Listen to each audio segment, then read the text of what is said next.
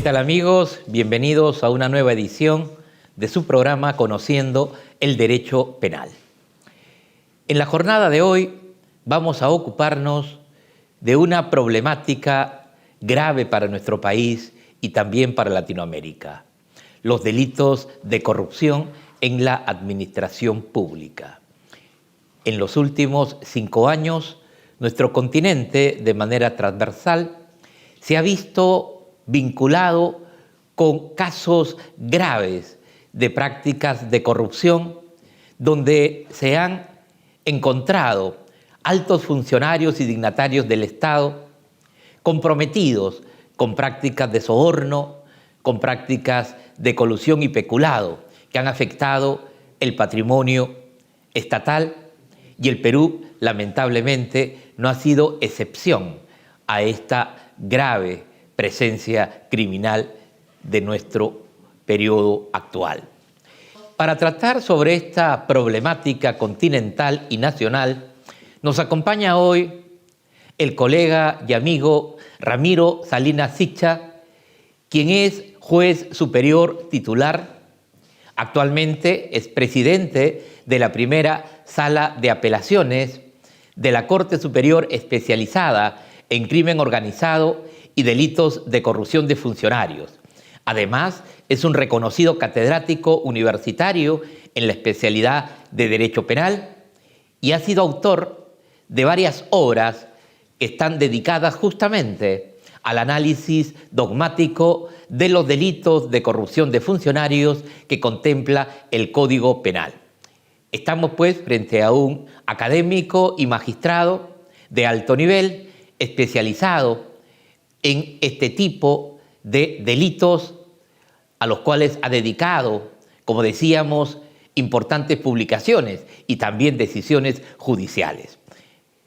Estimado amigo, colega Ramiro, gracias por acompañarnos en esta nueva edición de Conociendo el Derecho Penal. Y como lo he mencionado, estamos ante un grave problema en la región: la corrupción de sistema en los más altos cargos públicos se ha convertido en un titular cotidiano en varios países y en el nuestro también. ¿Qué podemos decir en torno a lo que corresponde a estos delitos de corrupción de funcionarios? ¿Quiénes son sus autores? ¿Qué tipo de delitos son los más frecuentes? ¿Qué nos puedes comentar al respecto? Para mí es una satisfacción haber recibido la invitación para venir a compartir algunas ideas sobre el derecho penal con usted, que ha sido mi profesor en la Universidad de San Marcos en el año 88, 89. Así que si yo soy penalista, lo debo a usted, maestro. Así que sobre el tema de corrupción de funcionarios, por supuesto, como usted ha dicho en la presentación, pues vivimos con diversos problemas de corrupción. O tenemos nosotros como jueces que afrontar y tramitar diversos procesos penales generados por esta lacra social, como lo señala las Naciones Unidas en el preámbulo de la Convención contra la Corrupción, que señala que la corrupción pues son actos es un flagelo mundial que está generando pues mucha pobreza en diversos países, y especialmente en el Perú pues tenemos desde el año 2000 diversos procesos que se han tramitado y se han sentenciado, como usted lo ha señalado muy bien, a altos dignatarios de la nación, a fiscales, jueces supremos, generales de la Policía Nacional. Pero fíjese, como siempre yo señalo en clases, los delitos de corrupción de funcionarios siempre lo hemos tenido en nuestros códigos penales. Sin embargo, es a raíz del destape de los actos de corrupción del gobierno fujimorista, y esto es en el año 2000, que recién lo estamos estudiando, lo estamos analizando a profundidad, y por supuesto nuestra Corte Suprema viene emitiendo diversos pronunciamientos para aclarar estos temas, que ya la doctrina lo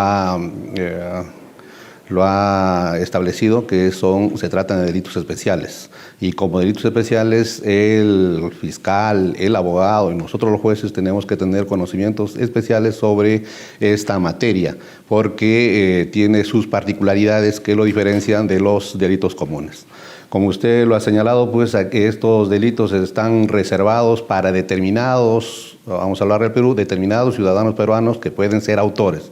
No cualquier ciudadano peruano puede ser autor de, por ejemplo, un delito de peculado, un delito de colusión, un delito de concusión, un delito de negociación incompatible. Esto está reservado para determinados peruanos. ¿Por qué? Porque la ley, bajo el principio de legalidad, exige que para ser autor de estos delitos es necesario tener la condición de funcionario o servidor público.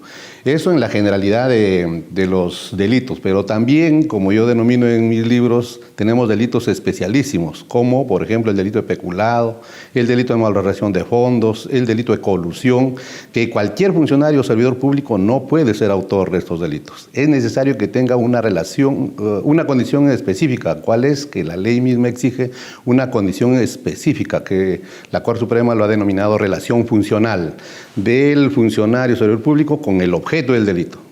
Fíjense, siempre aquí hay una confusión. Todavía los magistrados no entendemos bien que el patrimonio del Estado no es el bien jurídico protegido en estos delitos, sino es el objeto del delito.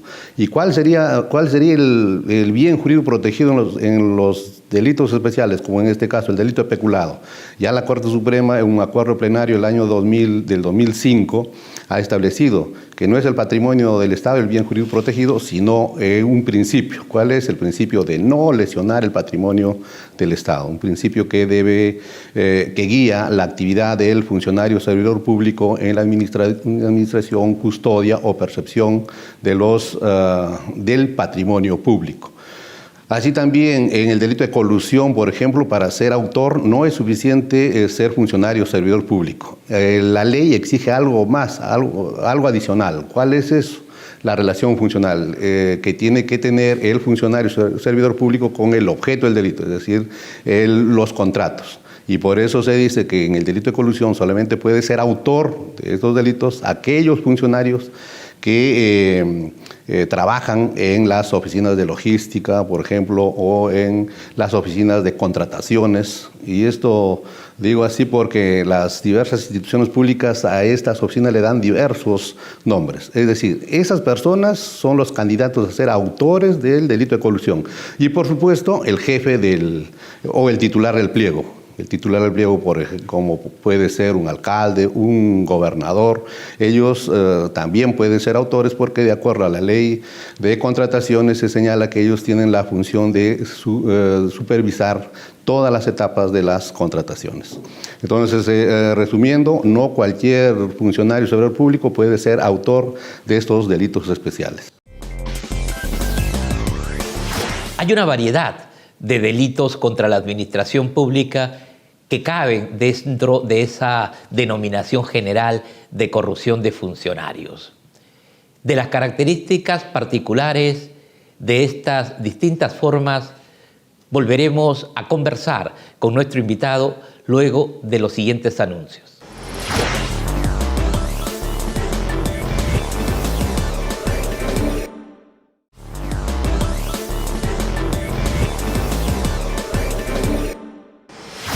Una primera característica de los delitos de corrupción de funcionarios es que el autor tiene que tener una calidad especial, ser funcionario público y además, como has hecho la precisión, estar en su radio de actuación funcional conectado con decisiones que van a comprometer o que van a interactuar con el patrimonio del Estado, que debe además desarrollar frente a ello una actitud diligente, una actitud de custodia y de uso idóneo de ese patrimonio, de esos recursos estatales. Cuando hablamos de los delitos de corrupción de funcionarios, pensamos inmediatamente en el funcionario que de manera contraria a lo que debe ser quien tiene la tarea de representar al Estado alguien que vende su función. Esto es, que por un pago dinerario vende la función que le toca desempeñar. Pero tú has mencionado la colusión. Eso quiere decir que en el concepto de corrupción de funcionarios no se circunscribe a lo que se entendería como un soborno o un cohecho, sino que hay otras conductas, como por ejemplo, mencionaste el peculado, la colusión, la negociación incompatible. En torno a estas figuras y a la corrupción en sentido estricto o cohecho, ¿qué diferencias podríamos señalar? A ver, buena pregunta para aclarar. Por supuesto, en la doctrina siempre se identifica a los actos de corrupción con los cohechos, cohecho activo genérico, cohecho pasivo propio, impropio. Pero realmente en la doctrina ya creo es generalizado esto y yo lo tengo así presente de que cuando hablamos de corrupción de funcionarios hablamos o lo identificamos como todos los delitos que en nuestro Código Penal, por ejemplo, está etiquetado como delitos contra la administración pública. Es decir, corrupción de funcionarios es un peculado, corrupción de funcionarios es un delito de colusión, corrupción de funcionarios es negociación incompatible, corrupción de funcionarios es malversación de fondos, corrupción de funcionarios es las concusiones, la usurpación de funciones, también es corrupción de funcionarios. ¿Por qué? Porque, como usted lo ha señalado muy bien, en todos estos delitos el funcionario público vende su función o recibe algo a cambio para dejar de actuar como la ley o los principios de la organización del Estado le recomiendan o le aconsejan. Es decir, un peculado, por ejemplo, el funcionario público se apropia de los fondos públicos y hace actos de dueño o los utiliza en su beneficio personal. En los delitos de colusión, por ejemplo, o alteran los precios siempre en perjuicio del Estado a cambio siempre de lo que conocemos una coima o un soborno. Es decir, cuando el funcionario servidor público está comprometido en el acto de corrupción, siempre el funcionario servidor público saca provecho y por supuesto en perjuicio del Estado. Porque también muchos me preguntan, ¿qué es administración pública? La administración pública no es otra cosa que el Estado mismo. Entonces, pero ya hablando en forma estricta, por supuesto, los actos de corrupción se identifican ya en forma estricta a los cohechos, donde se materializan o aparecen cuando el funcionario o servidor público, para hacer un acto de función, pide una coima, pide un soborno, pide una dádiva, que no solamente está representado por un valor económico o por un bien de naturaleza económica, sino de cualquier naturaleza, dice los tipos penales de cohecho. Entonces, hay pues una diferencia entre estas conductas, ¿no? La corrupción o el soborno involucra, como habías mencionado, que la persona acepta una dádiva, exige un pago por un acto disfuncional, por ir contra su actividad funcionarial idónea y proba. Y cuando se habla de la colusión, siempre hay de por medio un proceso de negociación. El Estado está contratando con terceros, el Estado está realizando gestiones para adquirir determinados bienes. Hay entonces un matiz diferenciado, si se quiere, entre estas conductas, pero todas en sí, como también has marcado con claridad, hay pues en el fondo un acto que afecta a la administración pública, al Estado organizado como administrador de servicios, etc. ¿Cuáles son las sanciones que la legislación vigente tiene previstas para estos funcionarios que incurren en delitos de corrupción? De manera general, las penas para los delitos de corrupción de funcionarios son bajas, a diferencia de los delitos de robo, extorsión o secuestro.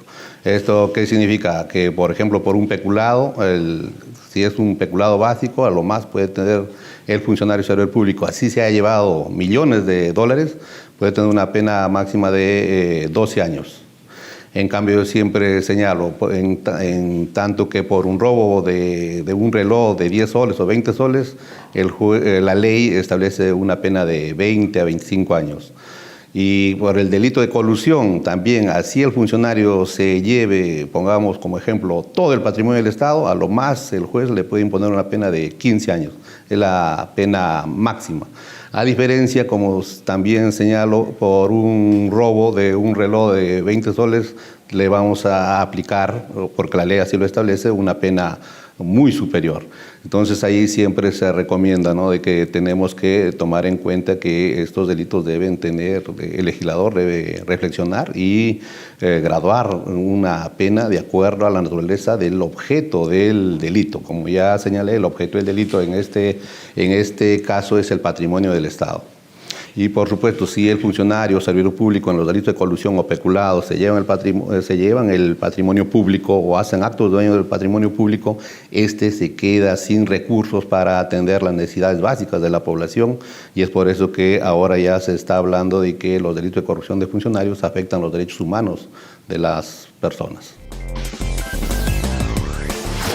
Se trata de delitos que tienen penas privativas de libertad que resultan insuficientes, según nuestro invitado, y frente a los cuales el Estado ha incorporado en los últimos años nuevas medidas. Se habla de la imprescriptibilidad, de la llamada inhabilitación perpetua, para poder tratar en detalle en qué consisten estas nuevas formas de reprimir los delitos cometidos por funcionarios públicos contra la administración estatal. Volveremos en unos instantes.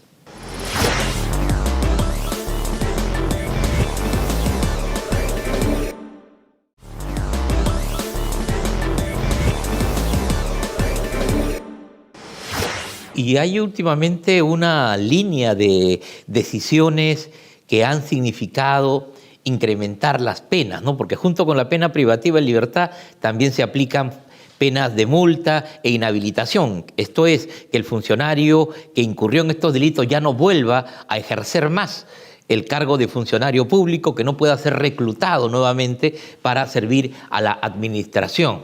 Y últimamente se ha planteado, incluso ha llegado ya a constitucionalizarse, el que estos delitos sean imprescriptibles. ¿Qué opinas de esta última decisión tan significativa para muchos? Me parece fundamental que se haya declarado que los delitos de corrupción de funcionarios, la acción penal no prescriba. Porque no puede ser que aquí tenemos muchos ejemplos y vale la oportunidad para recordar, por ejemplo, un presidente de la República que en la guerra con Chile, cuando los chilenos estaban entrando a Lima, él pidió donaciones de la población peruana para ir a comprar armas. Por supuesto, se cuenta en la historia que se recolectó millones de dólares, y este señor se fue a traer las armas y hasta ahora ha vuelto, y por supuesto luego, años después, solamente sabemos que es una de las familias más ricas del Perú, con dinero, por ejemplo, mal habido, patrimonio público. Y por supuesto a este señor no se le persiguió más porque seguramente prescribió la acción penal del delito de peculado, que en esa época también estaba regulado. Entonces, con la declaración de que estos delitos, la acción penal no prescribe, yo creo que es una forma de dar un mensaje a los funcionarios, servidores públicos que no pueden apropiarse del dinero y esperar unos años para que la justicia le alcance. Y pienso que es razonable lo que se ha legislado en el Perú.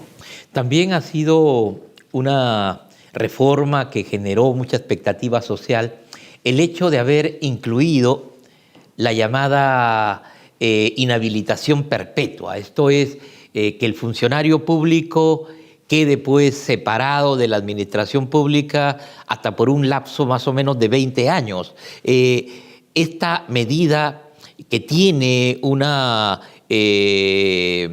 presencia histórica, porque la hemos tenido antes, ¿te parece también útil?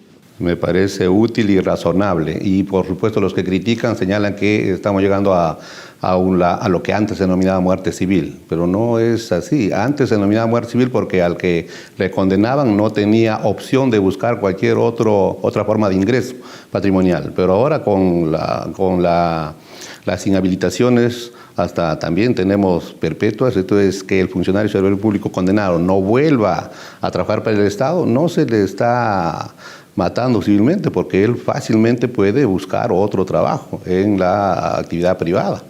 Entonces, claro, y los que están en contra pues señalan que se trataría de una muerte civil, pero no se trata de eso, sino de hacer que el mal funcionario servidor público condenado no vuelva ya a tener contacto con el objeto del delito, como ya señalé, que es el patrimonio del Estado.